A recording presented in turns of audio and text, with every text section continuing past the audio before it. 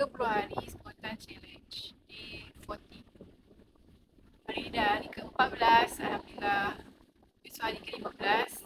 Untuk hari ke-15, macam Cikgu Sufina cakap, teacher Sufina cakap, kita dah kena start rekod di luar.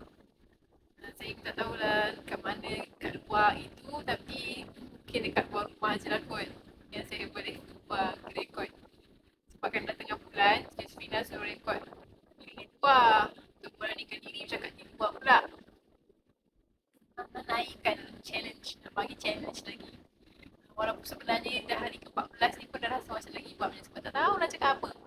Sekarang ni duduk depan kamera sebelum tekan butang rekod tu, nak cakap apa, nak cakap apa. Nak cakap apa. Itu je lah. Tak sampai 1 minit lagi. Nak cakap apa pun nak cakap pasal isu semasa, kita tak pandai sangat nak cakap pasal isu semasa, takut salah cakap.